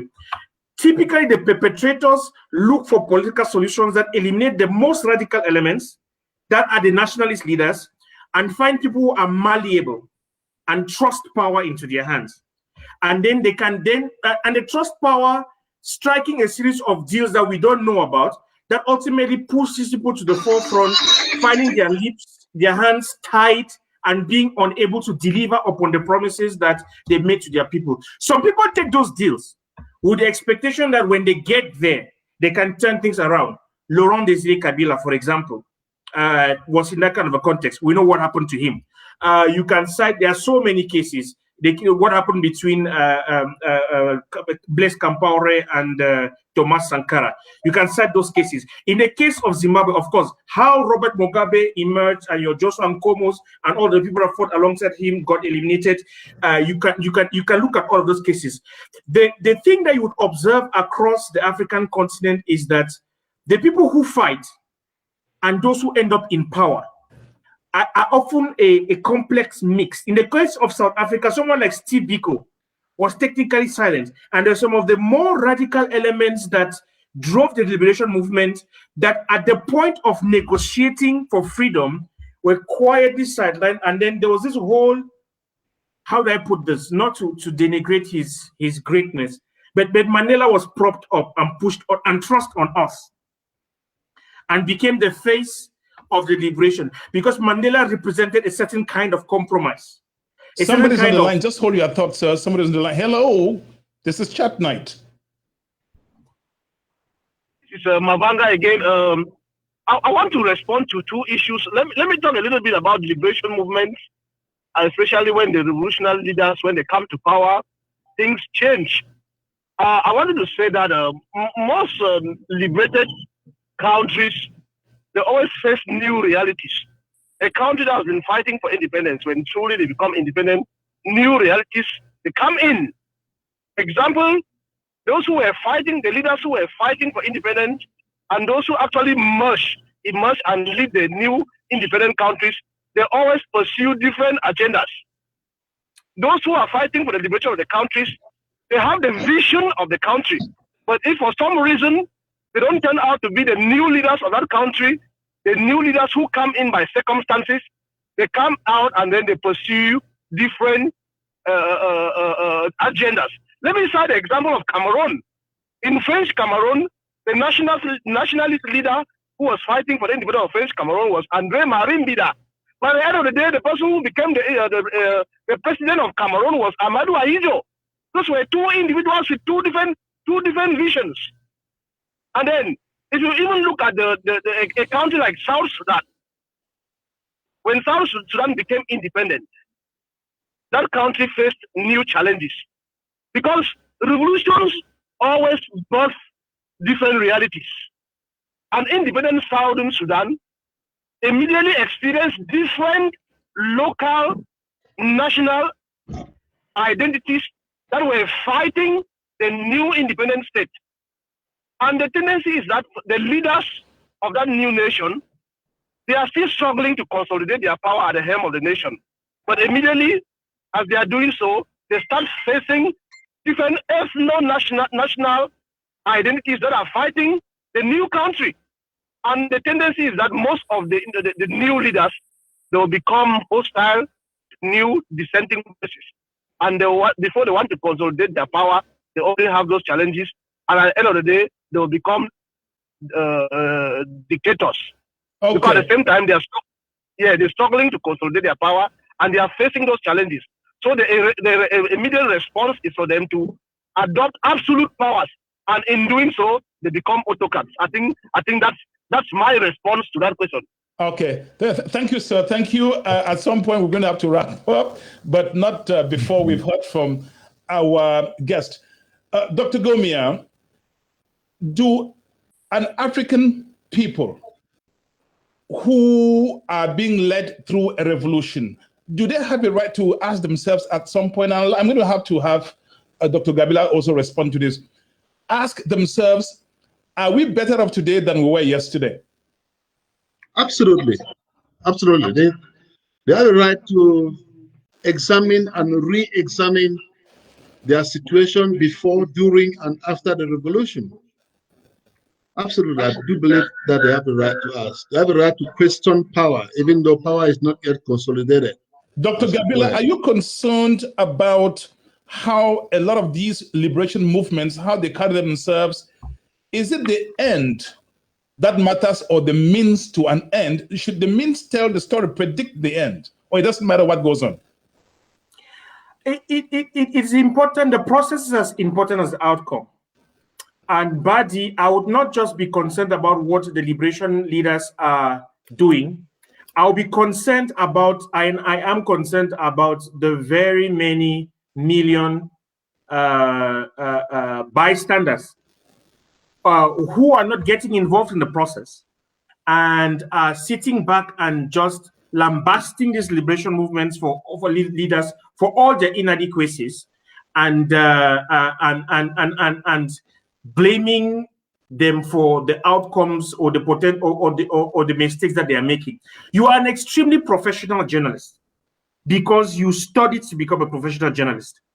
I may have brilliant ideas about broadcasting, but no matter how hard I try to broadcast, there's something about the lack of my training and experience that would never make me put up a show as good as this one as you would. Take that analogy into the Southern Cameroon liberation struggle.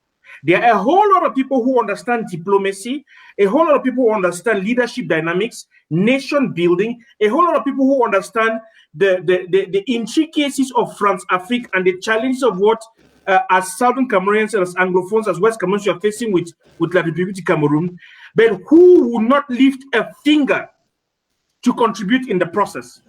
A lot of people who, if they were involved in this thing, would have brought forth the ideas, the experience, the professionalism that it would have taken to channel the process in the right direction.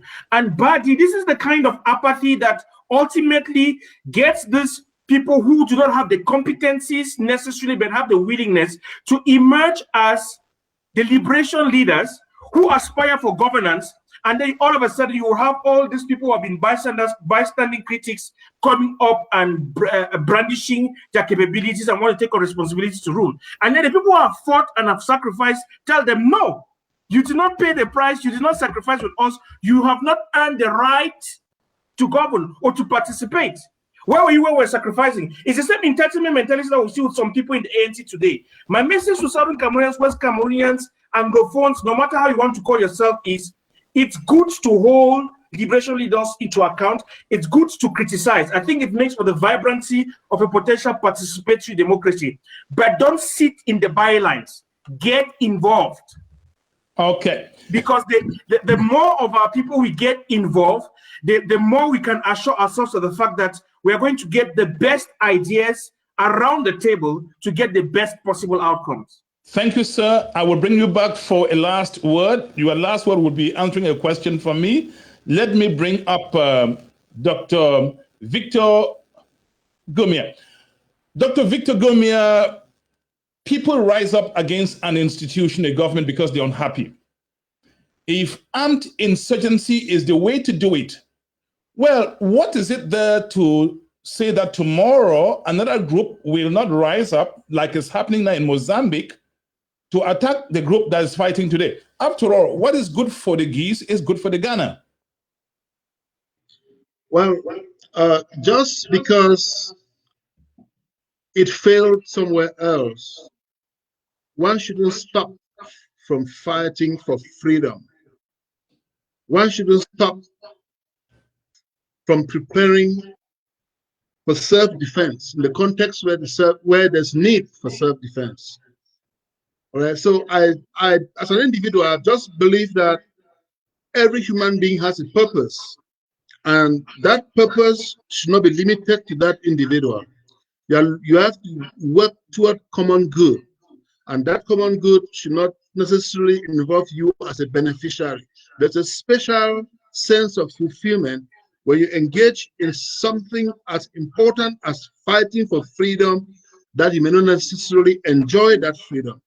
We are sitting here, different parts of the world, different countries. If you look into the history of most of these countries, people shed blood, people shed tears, people struggled in order to have the kind of society that has become very attractive to most of us, where we are now living in those comfortable cushions of Western society. What did George Washington do in 1776?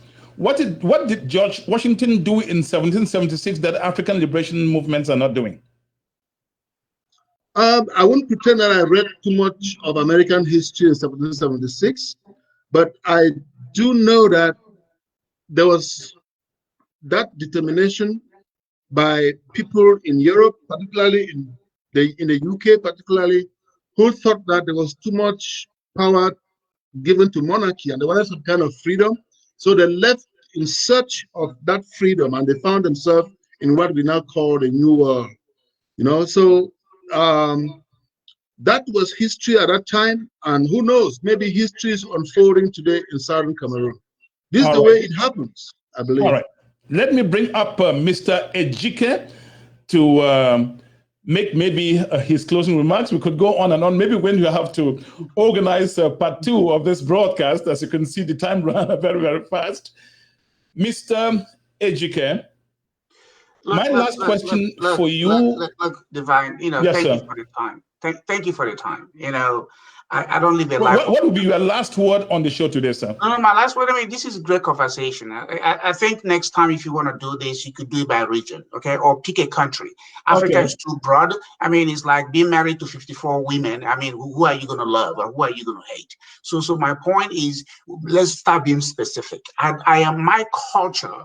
The way I was raised, I don't blame anybody. I've given an example with my household. When I came to America, people told me nobody was going to hire me because of my education from Nigeria, and I proved them wrong.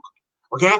And when I ran for mayor, people say you're not going to do it. When the city decided not to put me on the ballot, I sued them. So I don't drive my experience in life based on the outcome of anybody else. Africans are very fond of looking backwards. Oh, we were enslaved, we were colonized. Those two words are not vocabularies of African people. Colonization is not an African word, even though we understand what it means. Slavery is not. They have done it to themselves. They have. But it comes to a point where you have to take a step in your life and say, what am I, how useful I am, okay? You look at America, there is no political office you run in this country that requires you to have college education. It does not mention any education. You don't even have to have high school exam, diploma to be an American president. Only 3 requirements. But Africans think, oh, if you have education or if you have a degree, you can put them out there. That's what we're going to get you. That's not the case. The case is for a people to recognize collective existence is going to require that a lot of rules and regulations are put in place. Because we as individuals, we have different fingerprints. We have everybody, every one of us is different from everybody else, even if we have the same mom. So the point is, we have to move to laws and regulations, and those things are not static. You got to keep changing them. So the guy who was in the bush, just like being an architect, I mean, in real estate, the guy who has a vision to draw something may not be the guy who develops it. He may not be the guy who builds it. He may not be the guy who runs it. So that's why you have to bring in all this expertise in order to get the building built and then get the building to operate. The Africans think because they were the ones in the bush who shot the gun and killed somebody, they're going to jump in and be the head of state. George Washington was even a reluctant head of state. For those who may want a good history, he was a reluctant guy. And at the time he came up and said, hey, I'm giving this up. I have to go. So I don't want to bring that example, but I don't blame any white man. If a white man slapped my father when he was young and my father couldn't slap back, that's my father's problem. I'm not going to cry for it today, but no white man can slap me. If they do, I punch their face. Nobody can come in and do anything because I'm black or African. The joke is on Africans. Okay. I make no excuses for them. The joke is on them. You go look at all the money in foreign banks. It's African heads of state. How many Africans outside of Africa have instituted a law to fight for those things? Mobutu's billions are in foreign account. Where are the Congolese fighting for it? Paul Bila's money is in France. How many Cameroonians have gone to the parliament and said, hey, you're going to have to release this money. You are an enabler. Instead, they go to their little villages and try to bring me this effete tradition that has no place in modern nation building. Okay, we've got to go at some point. Again, it looks like we'll have to organize part 2 of this broadcast. Time for me to bring on Dr. Gomia, and then we'll conclude with, not Dr. Gomia, Dr. Gabila Fortung. Then we conclude the show with Dr. Gomia. Ladies and gentlemen, this is Dr. Gabila Fortung.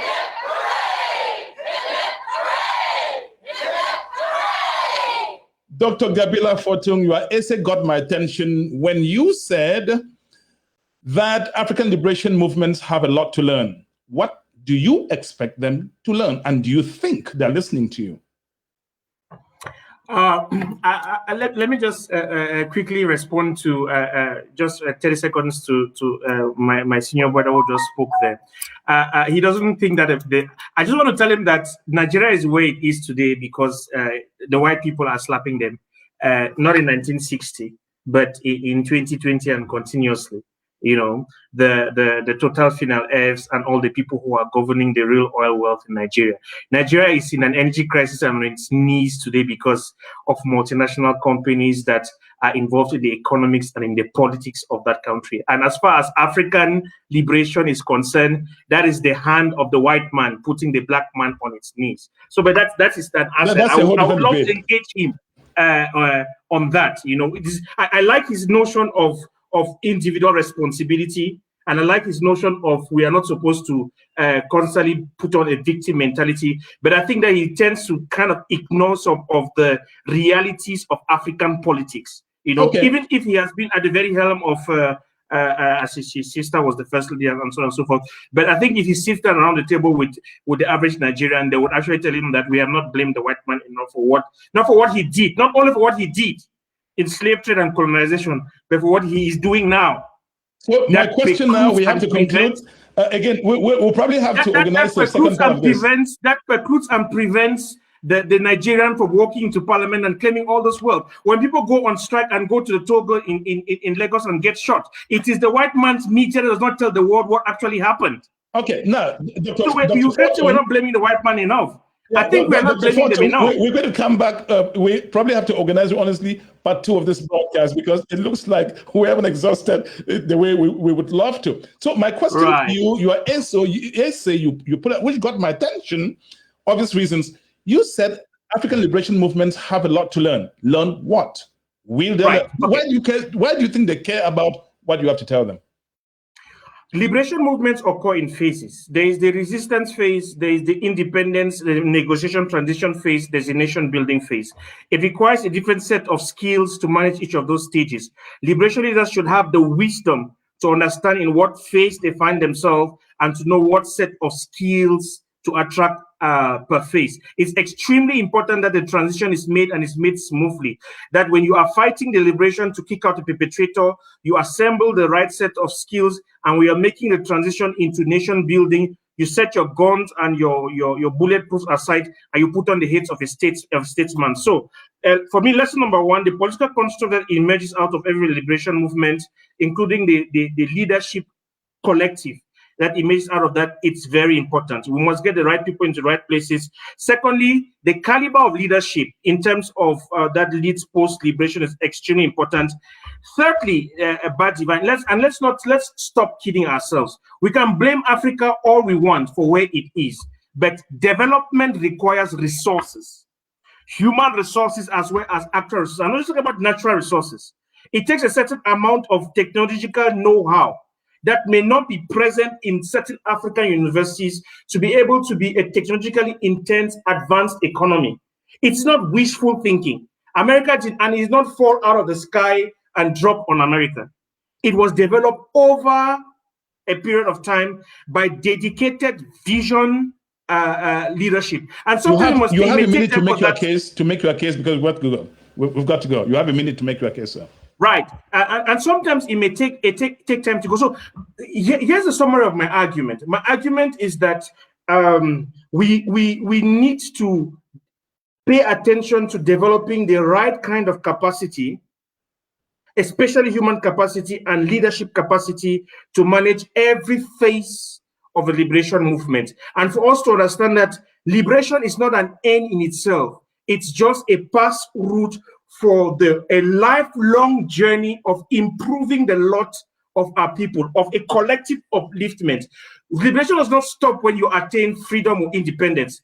Freedom or independence is the actual start of validating your humanity, your rights to a certain kind of life. And if you do not put on that as part of your fight, if you do not fight that fight with the same intensity that you fought the liberation movement, then your liberation movement would be used as an example of why there should be no liberation movement in the first place.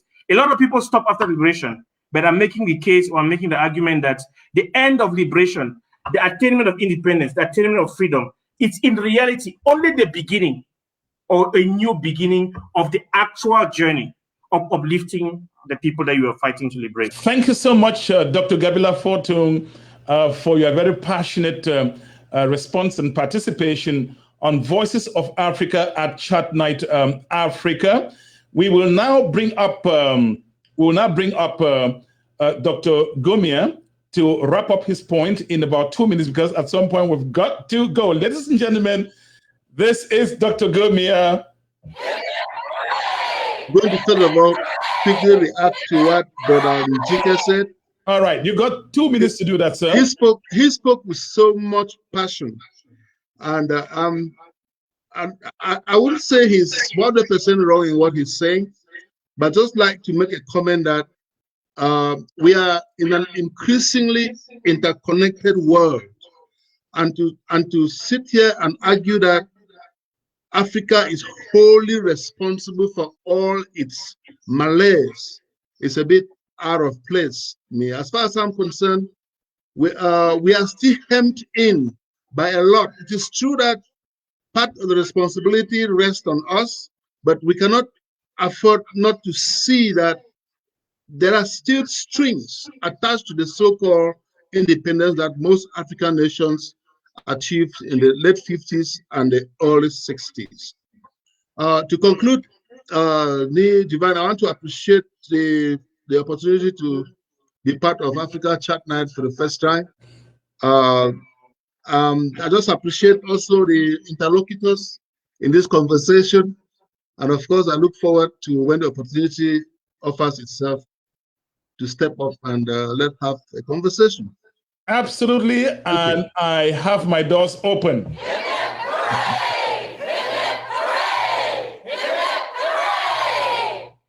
That's perhaps how we're going to go away tonight.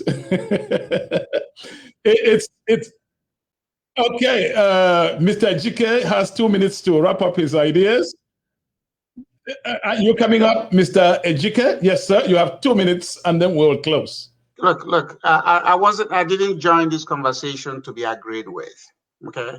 No. When I started, I introduced you, I said we're not running a one-party political system. Yes, you are free to disagree with the guest, and they're free to disagree with you. It's not even that. The examples are all over the board. It's like, throw something on the board to see what is going to stick. My thing is, the individual responsibility is superior to the tribal and the national until we get to where we're passing laws, recognizing that we have to enhance our collective existence. The white men, I have interacted with them. Okay, I ran for office, I debated them. Okay, they're not out there to undermine Africa. But if Africa lends itself to be undermined, they will.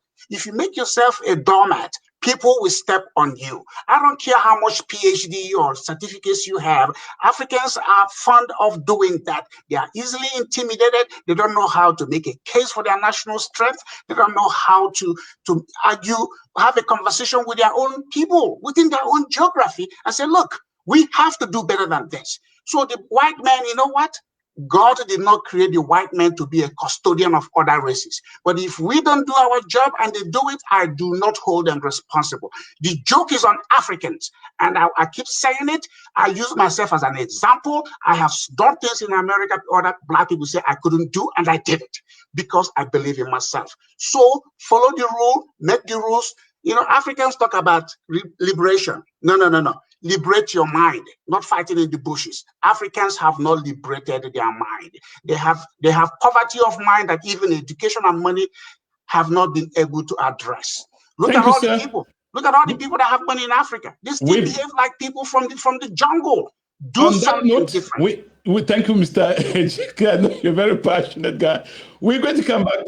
Trust me, this is not the end of the discussion. I want to thank all the panelists, Dr. Gabila. Dr. Gabila, connected from Johannesburg in South Africa. He's a political economist. We had Dr. Gomia Victor, connecting from Delaware. We also had Mr. Ejike Okpa. Yes, okay, Mr. Ejike Okpa. And please share this broadcast. If you liked what you heard, share. We'll be coming back with part 2 of it. Well, the quiz again, anybody who answers all 3 questions right gets something from us, and the money has been donated by Mr. Okpa in Dallas, Texas. In what Middle East country was oil first discovered and what year? Question number 2. Which Asian country gave the U.S. Congress the gavel used in the House of Representatives? Again, the question, which Asian country gave the U.S. Congress the gavel used in the House of Representatives? Finally, which African country led a war of secession, created their own currency, central bank, and armed forces? If you get all 3 questions right, Chat Night Africa has a little package for you. Ladies and gentlemen, that's how we wrap up this edition of Chat Night, the power of Chat Night. Thank you for watching, and I will see you again sometime soon. Bye for now. I'm coming back. I'm coming back. I'm coming to get down. I'm coming to dance, We're gonna dance,